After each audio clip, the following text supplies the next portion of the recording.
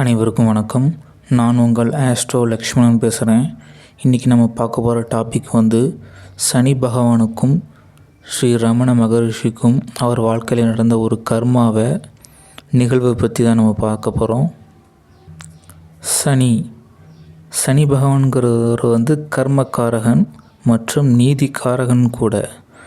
ஒருவர் செய்த நன்மை தீமை எந்த அளவு இருக்கோ அதுக்கு உரிய தண்டனையை சரியாக கொடுக்கக்கூடிய ஒரு வேலையை பார்க்கக்கூடிய ஒரு நீதிமான் தான் சனி பகவான்.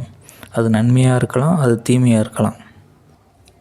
ஒரு ஆன்மா பிறக்கும் பொழுது சனி பகவான் அவருடைய ஜாதகத்தில் இருக்கக்கூடிய இடத்தை பொறுத்து தான் இவர் அந்த ஜாதகருக்கு நன்மையை செய்வாரா தீமையை செய்வாரா என்பதை நம்ம அதை பார்த்து சொல்ல முடியும்.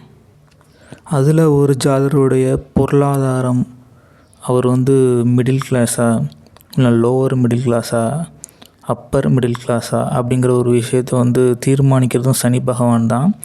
ஒருவருடைய குடும்ப சூழ்நிலை, தொழில், என்ன வேலை செய்ய போகிறார், இதை எல்லாத்தையுமே தீர்மானம் பண்ணக்கூடியவர் சனி பகவான். ரமணர், இவருடைய இயற்பெயர் வெங்கட்ராமன். இவர் பிறந்த ஊர் திருச்சுழி, விருதுநகர் மாவட்டம். 1879ஆம் ஆண்டு இவர் பிறந்தார். இவருக்கு இளமையிலேயே ஆன்மீக நாட்டம் அதிகமாக இருந்தது. தியானம் செய்கிறதுலே இவருடைய நேரத்தை ஒதுக்குவார். ஸ்கூலுக்கு போகிறது, பையங்களோட விளையாடுறது, இதில் அவருக்கு எந்த ஒரு ஆர்வமும் கிடையாது. இவருக்கு ஆன்மீக புத்தகங்களை படிக்கிறதுல அதிக நாட்டம் இருந்தது. அதுலேயும் சிவபுராணத்தில் கண்ணப்ப நாயனார் அப்படிங்கிற ஒரு சாப்டர் தான் இவருக்கு மிகவும் பிடிச்ச ஒரு கதையாம். இந்த புத்தகத்தை அடிக்கடி படிச்சுட்ருப்பாராம். ஒரு நாள் அவருக்கும் ஒரு எண்ணம் தோன்றியது, நமக்கும் இறைவன் காட்சி கொடுக்கணும், நம்மளும் இறைவனை பார்க்கணுங்கிற ஒரு எண்ணம் அவர் ஆழ் மனதில் அதிகமாக பதிஞ்சிருந்தது. அதனால் அவர் எடுத்த ஒரு முடிவு என்ன, ஒரு சின்ன ஒரு கடிதம் எழுதி வச்சுட்டு வீட்டை விட்டு வெளியேறிட்டார். அவர் போன இடம் தீர்மானித்த இடம் திருவண்ணாமலை. அந்த இடத்துக்கு போனார், கோமணத்தை கட்டினார், நான் யாருன்னு தெரிஞ்சுக்கணுங்கிற ஒரு ஆன்மீக பயணத்தை ஆரம்பித்தார். அவங்க அம்மா தன் மகன் எங்கே இருக்கான்னு தெரிஞ்சும், எப்படியோ தெரிஞ்சு அவங்க அம்மா அவரை கூப்பிட்டும் அவர் வரமாட்டேன்னு சொல்லிட்டார். அதுக்கு காரணம் என்னென்னா அந்த வைராக்கியம். இறுதியில் தான் யாருங்கிறதையும் கண்டு உணர்ந்தார். ஆன்மீகத்தில் மிகப்பெரிய ஒரு உச்சத்தையும் அடைந்து ரமண மகரிஷின்னு ஒரு பேரும் பெற்றார். இப்பேற்பட்ட ஆன்மீகத்தில் உச்சமடைந்த ஒரு மகானுக்கும் அவருடைய கடைசி காலத்தில் 2 வருடம் அவருடைய இடது கையில் ஷார்கோமா அப்படிங்கிற ஒரு கேன்சர் கட்டியும் அவங்களுக்கு வந்திருந்தது. அவர் அதை பற்றி கொஞ்சம் கூட அவருக்கு ஒரு கவலையோ கசப்போ எதுவுமே இல்லை. அவங்களுடைய பக்தர்கள் கோரிக்கையின்படி அறுவை சிகிச்சைக்காக அவர் சரின்னு சொன்னார். 4 முறை அறுவை சிகிச்சை பண்ணார். இப்பேற்பட்ட ஆன்மீகத்தில் உச்சமடைந்த ஒரு மகானுக்கும் கேன்சர் கட்டி எப்படி வந்தது, ஏன் வந்தது, இதுக்கு காரணம் என்னென்னா இவர் முற்பிறவியில் செஞ்ச ஒரு ஊழ்வினை தான் காரணம். இந்த ஊழ்வினை கர்மாங்கிறது யாரையும் விட்டு வைக்காது. இந்த உலகத்தில் விலங்காக இருக்கட்டும், சாதாரண மனிதனாக இருக்கணும், மகான், எந்த ஒரு ஜீவராசிகளையும் இந்த கர்மா விட்டு வைக்காது. முற்பிறவியில் செய்த ஊழ்வினையை அதை அனுபவித்து தான் ஆகணும். ஒருவருடைய நன்மை தீமை செயலை அறிந்து அவர்களுக்கு நீதி வழங்கும் வேலையை தான் செய்வதுதான் சனி பகவான். இதுதான் இயற்கை நீதி. இதிலேருந்து யாரும் தப்ப முடியாது. மகானாகனா கூட இந்த விஷயத்துலேருந்து யாரும் தப்பிக்க முடியாது. இதுதான் இறைவன் வகுத்த நீதி. இதில் வெற்றி அடைந்தது என்னமோ ரமணர் தான். ஏன்னா அவருக்கு அறுவை சிகிச்சை செய்யும் பொழுது அவருக்கு மயக்க மருந்து அவர் எடுத்துக்கல. அவர் அந்த நோய்க்கு உண்டான ஒரு வலியையும் வேதனையும் அவர் உணரவே இல்லை. அவர் ஒரு பெருசாகவே எடுத்துக்கல. சனி பகவான் தன்னுடைய வேலையை செய்தாலும் இறுதியில் ரமணரை வென்றார்.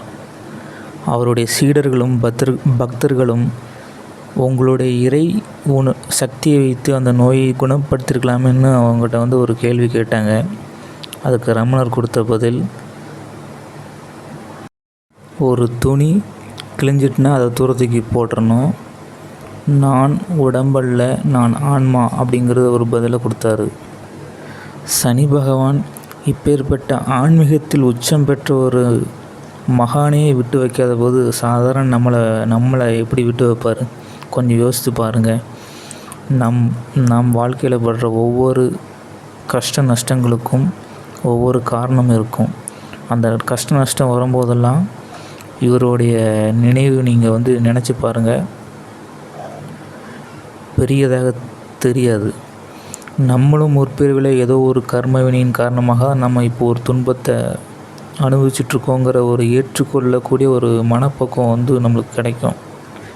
இந்த கதையிலேருந்து நம்ம என்ன புரிஞ்சுக்கிட்டோன்னா, கர்மாங்கிறது நம்ம எத்தனை பிரிவில் எப்போ செய்தாலும் அது மீண்டும் அதை கழிக்கிற வரைக்கும் நம்மளை விடவே விடாது.